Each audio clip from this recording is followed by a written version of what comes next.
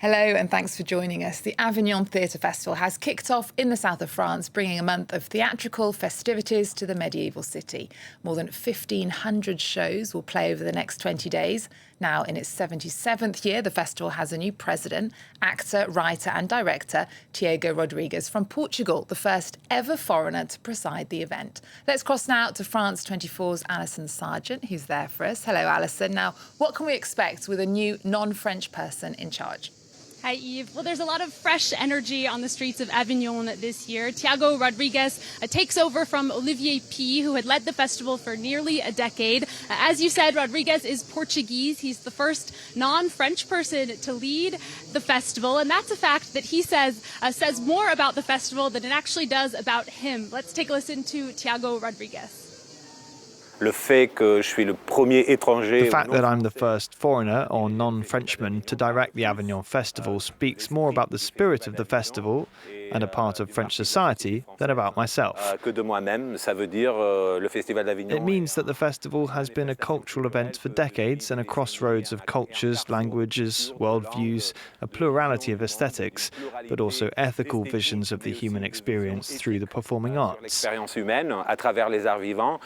Above all, I'll try to leave a mark that lives up to the brilliant genetic code of the Avignon Festival. I think it's fair to say that this edition is living up to the Avignon spirit. Rodrigues has brought in a lot of first-time performers and brand new shows. In fact, 33 out of the 44 shows in the official festival are new creations.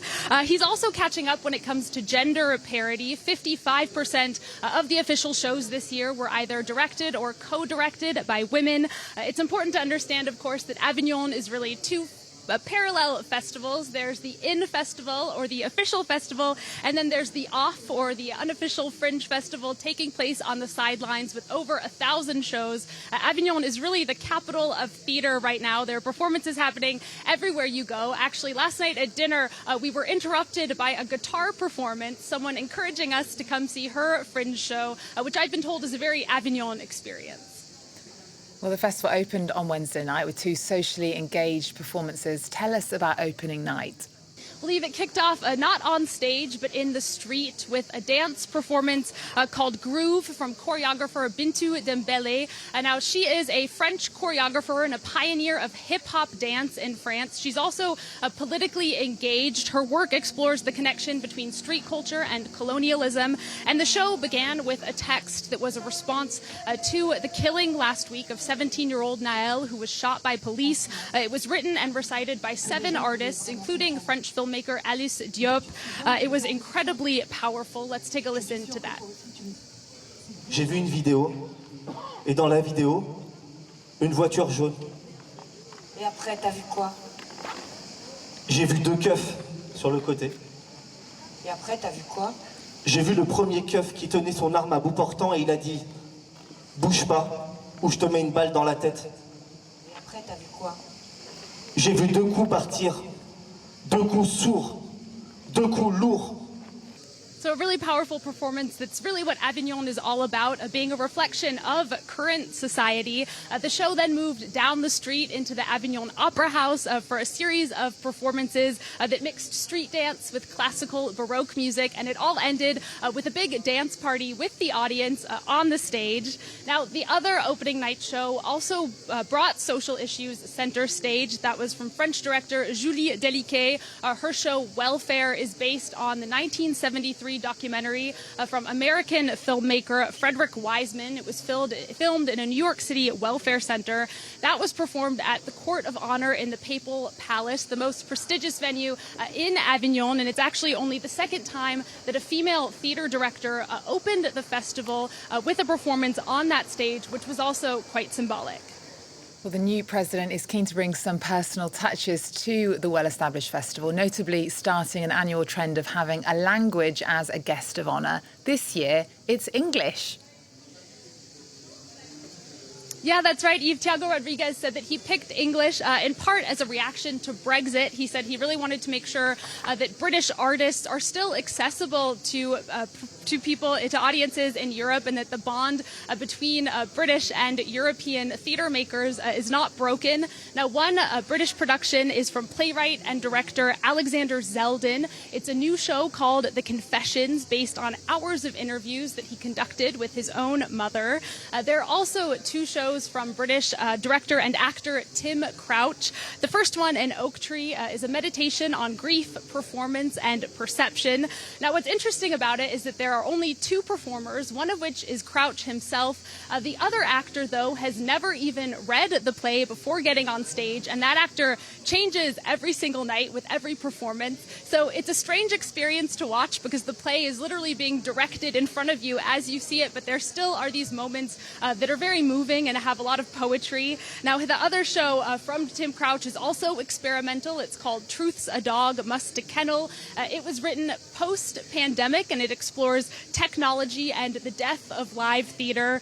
So Crouch is going to be the guest on our show next week. He's a very experimental theater maker, and I think he's going to make a very interesting guest.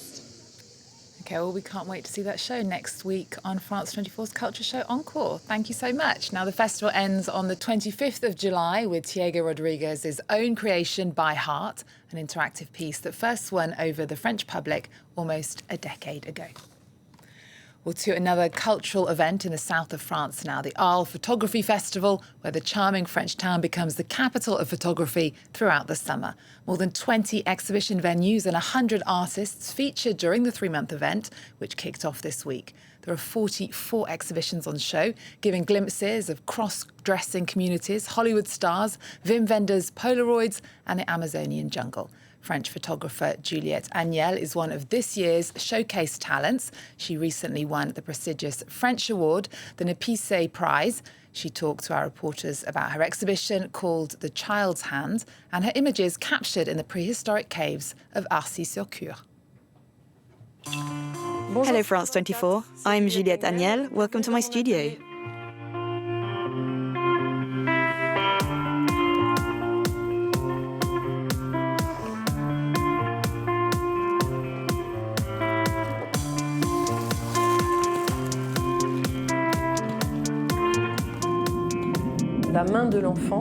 I did the Child's Hand series of photos in the Burgundy region, where I was born. In the caves of Arles-sur-Cure, there are quite a few historic paintings there, including one of a child's hand around 7 years old. We can see the wrist, it's an imprint. I found it quite wonderful. You really feel the history of the ages. It's like a magic door. This photo is part of a series called Taaka and the Night. It was taken in Sudan in 2019 at the start of the revolt there. I went to the north, to temple ruins on the Nile River. People's lives are being destroyed in Sudan. Cultural buildings are being destroyed, schools as well. It's a disaster. Artists are leaving. We're trying to find solutions, organize donations, get visas. And by showing the beauty of Sudan rather than terrorism, it's a way of giving people an idea of the reality of Sudan's beauty, of the beauty of the people there. The Niepce Photography Prize is recognition for me, for 25 years of work. You have to be determined and have perseverance if you want to last, to continue.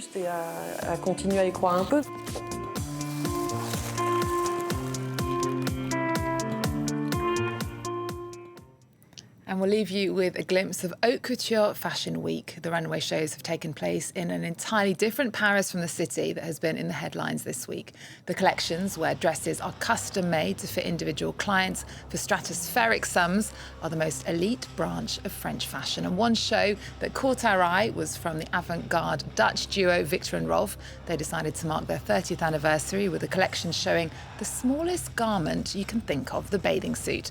Some were covered with written messages like "Dream on," "I wish you well," and "No," which the designers first used in 2008.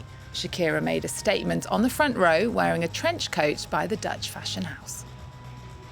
Yes, it's overrated, so I identify with no. It's a very powerful word. they usually defy gravity and defy preconceptions and conventionalism. So yeah, I think that they just have a way to bridge fashion with art and humor, and that makes it super interesting and inspiring to me, for me as an artist to watch. Well, we'll leave you with some of the other fashion shows. That's all from us. Thanks for watching. There's more news coming up on France 24 after this.